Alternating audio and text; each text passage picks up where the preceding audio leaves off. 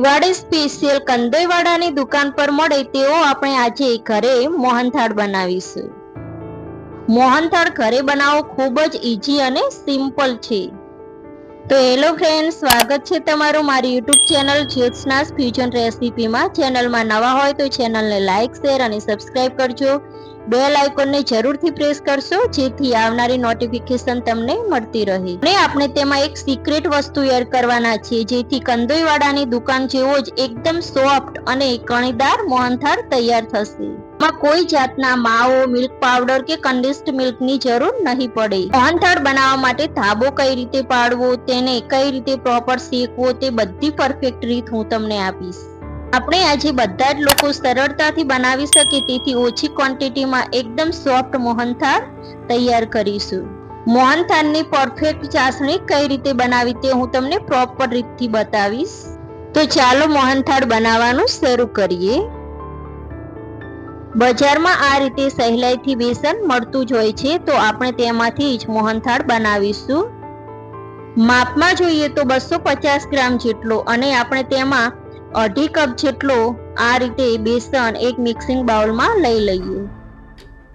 આ રીતે પરફેક્ટ માપથી તમે બનાવશો તો તમારો મોહનથાળ પણ એકદમ સરસ થશે। આ રીતે થોડું ગરમ હોય તેવું 2 થી 3 ચમચી જેટલું દૂધ એડ કરવાનું છે। આ રીતે પીગાળીને 2 ચમચી જેટલું ઘી એડ કરવાનું છે અને પ્રોપર સારી રીતે મિક્સ કરી લઈએ। આ રીતે લીસા બેસનમાંથી કણી પાડવા માટે આ ધાબો પાડવો ખૂબ જ ઇમ્પોર્ટન્ટ છે, માટે આને સ્કીપ ના કરવું। અને ધાબાને સાઈડમાં આપણે 10 થી 15 મિનિટ માટે રાખી મૂકીએ।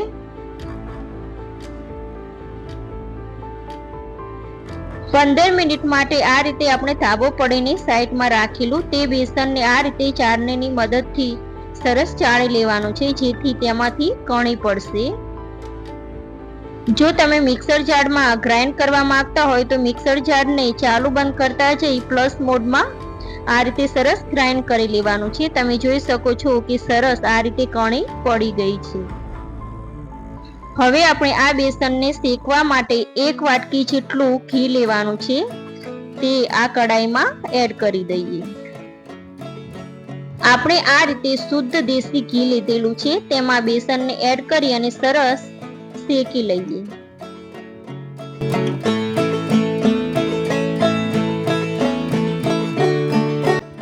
પહેલા આપણે પ્રોપર સરસ આ રીતે મીડિયમ ગેસની ફ્લેમ ઉપર બેસનને શેકવાનું છે, પછી લાસ્ટમાં શેકાઈ જાય પછી મીડિયમ ગેસ કરી દઈશું। કોઈની હેલ્પ લઈને બેસનને શેકાવા માટે રાખી દઈએ ત્યાં સુધી આપણે અમુક તૈયારી કરી લઈએ। આપણે ઓરેન્જ ફૂડ કલરને આ રીતે પિંચ જેટલો લેવાનો છે અને પાણીમાં સરસ ઓગાળી દેવાનો છે। આ રીતે આપણે કાજુ, બદામ અને પિસ્તા મીન્સ ડ્રાય ફ્રૂટ્સ લઈ લીધા છે, તેને સારી રીતે આ રીતે કતરણ કરી નાખીએ। મોહનથાળને સરસ લુક આપવા માટે આપણે 2 ચમચી જેટલી બદામ અને પિસ્તાને કતરણ કરી લીધી છે। હવે આપણે 1 વાટકી જેટલી ખાંડ એડ કરવાના છીએ અને ખાંડ ડૂબે તેટલું પાણી એડ કરવાનું છે। મીન્સ વજનમાં જોઈએ તો ખાંડ 200 ગ્રામ જેટલી આપણે લીધેલી છે। ખાંડનું આ માપ પરફેક્ટ છે। હવે આપણે મીડિયમ ગેસની ફ્લેમ ઉપર ચાસણીને થવા દઈએ।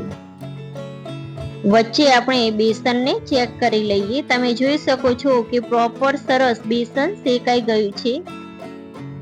મીન્સ આ બેસનને શેકાતા લગભગ 10 થી 15 મિનિટ જેટલો સમય લાગ્યો છે। આ રીતે બ્રાઉન કલરનું થાય ત્યાં સુધી બેસનને શેકવાનું છે। હવે આપણે એક સિક્રેટ ઇન્ગ્રેડિયન્ટ જે ઘરમાં મલાઈ હોય તે 1 ચમચી એડ કરવાના છીએ, જેથી કરી મોહનથાળમાં એકદમ સરસ માવા જેવો ટેસ્ટ આવશે। જ્યારે આપણે બેસનમાં મલાઈ કે દૂધ એડ કરીએ ત્યારે ગેસને બંધ કરી દેવાનો છે અને પછી એડ કરવાની છે। તો હવે આપણી ચાસણી પણ રેડી થઈ ગઈ છે, જોઈએ ચેક કરી લઈએ। તમને હું પ્રોપર એક તારની ચાસણી કઈ રીતે બતાવું છું। તમે જોઈ શકો છો કે આ રીતે એક તાર થવો જોઈએ। ચાસણી તો આપણી પરફેક્ટ છે। હવે આપણે મોહનથાળમાં સરસ ટેસ્ટ આવે તેના માટે 1 ચમચી જેટલો ઇલાયચી પાવડર અને આ રીતે જાયફળને ગ્રેટરની મદદથી ગ્રેટ કરી લઈએ. 1 ચમચી જેટલું એડ કરવાનું છે અને પ્રોપર સરસ મિક્સ કરી લઈએ. પછી આપણે જે ઓરેન્જ ફૂડ કલરને પલાળીને રાખેલો હતો તેને એડ કરી દઈએ. મોહનથાળને પાથરવા માટે આ રીતે મોડ લીધેલું છે, તેને ઘીથી ગ્રીસ કરી લઈએ. થોડી વાર માટે મેં ગેસને બંધ કર્યો હતો. હવે આપણે ગેસને ચાલુ કરી અને તેમાં બનાવેલી ચાસણી એડ કરી દઈએ અને બધું સરસ મિક્સ કરી લઈએ. 1 થી 2 મિનિટ માટે સ્લો ગેસની ફ્લેમ ઉપર આ રીતે આપણે સરસ હલાવી લેવાનું છે, જેથી કરી બનાવેલો બેસનનો ઘોલ અને ચાસણી સરસ મિક્સ થઈ જાય.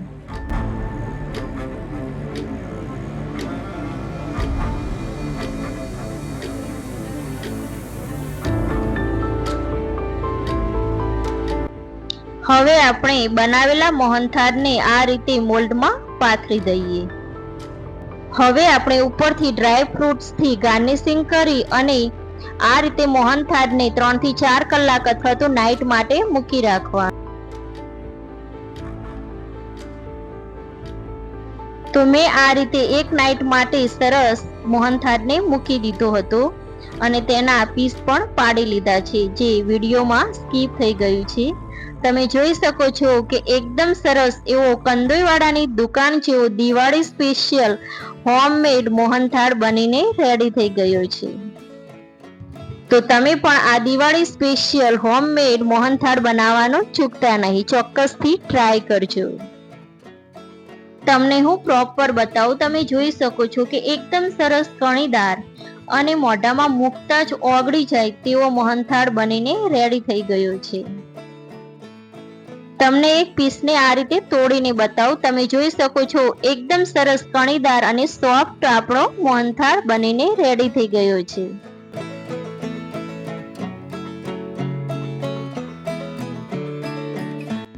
આજની મારી રેસીપી પસંદ આવી હોય તો ચેનલને લાઈક, શેર અને સબસ્ક્રાઇબ કરજો. બેલ આઇકોનને જરૂરથી પ્રેસ કરશો, જેથી આવનારી નોટિફિકેશન મળતી રહે. અને ફેમિલી મેમ્બર અને ફ્રેન્ડ સર્કલમાં પણ શેર કરજો. તો ચાલો મળીએ નવી નેક્સ્ટ રેસીપીમાં. મારા તરફથી બધાને happy Diwali. Thank you for watching. Bye. Take care of you.